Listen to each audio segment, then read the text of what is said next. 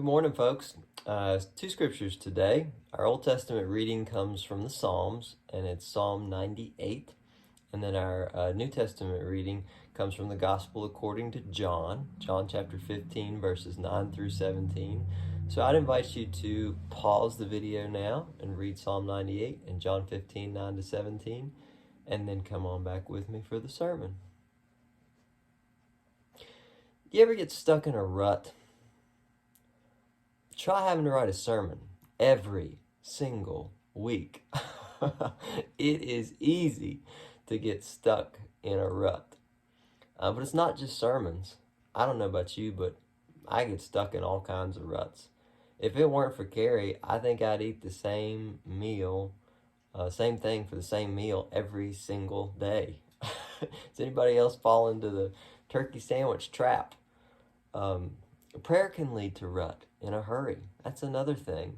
You know, same words, the same prayer at the same time each day. You can even get stuck in a schedule rut. You know, this on Monday, that on Tuesday, same thing every single week after week after week. If you've ever been stuck in a rut, can I get a help? Not an amen, a help. Get me out of this rut. The difference between habits and being stuck in a rut, I think, is razor thin. Aristotle used to say, we are what we repeatedly do, which he thought was a very good thing, because you build a good life by having good habits. Think about it. The church is a habit. Eating right's a habit. Exercise is a habit. Kindness is a habit. Grace is a habit. Helpfulness is a habit. We are what we repeatedly do. And if we do good things habitually, we see positive results. But the opposite is true as well. Sleeping in's a bad habit. It's a habit. Staying inside is a habit. Judgment's a habit. Gossip is a habit.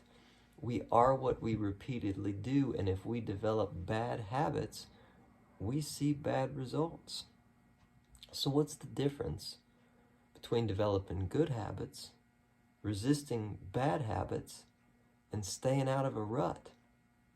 Well, the answer might just be in Psalm 98, which says, "Make a joyful noise to the Lord."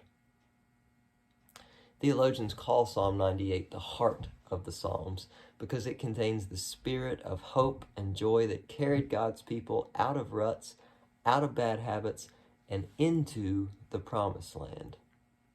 Did you know that Joy to the World, that famous, wonderful Christmas carol, is based on Psalm 98? It is the inspiration that Isaac Watts used for writing that famous and that lovely Christmas carol, and it makes perfect sense in light of the context of Psalm 98. When Psalm 98 was written, God's people were stuck in a terrible rut. They'd been defeated by their enemies, they'd been driven from their homeland, and they'd been scattered across the desert lands. Things were so bad for them at that point that they questioned whether God still existed.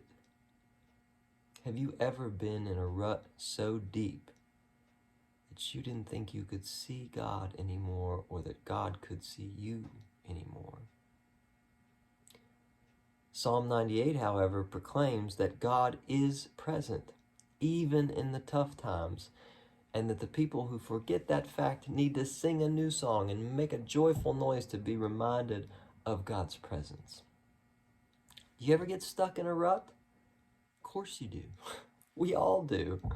Psalm 98 reminds us that the way out is through. The way out is through. Sing a new song. Make a joyful noise. Give thanks to God. Look around in your rut or in your bad habit and realize that even though you are not now where you want to be, God is still with you, and you can find a better way. Sing a new song. Try something different. Alter that routine. Start a new helpful habit. Just do something to get out of that rut. I remember one time, it's baseball season right now. I'm coaching baseball, and so I've been thinking back on, when I was a kid playing baseball. And one time I was in a rut. I don't know, things just weren't going well on the baseball field. I was normally a pretty good hitter, and I couldn't hit for you know what. And so my coach, Coach Eggleston, he pulled me aside one day, and I expected to get a pep talk, kind of, come on, we need you, Baldwin. I know you can do this, that sort of thing. But instead, he said, I don't know what's going on with you, but I think your girlfriend's about to break up with you. You're hitting so bad if you don't get things in gear. And I got in gear, not because I did anything different, but because he distracted me from whatever was keeping me in the rut that I was in. And when that bat hit the ball, it made a joyful noise. We all get stuck in a rut sometimes. Don't panic.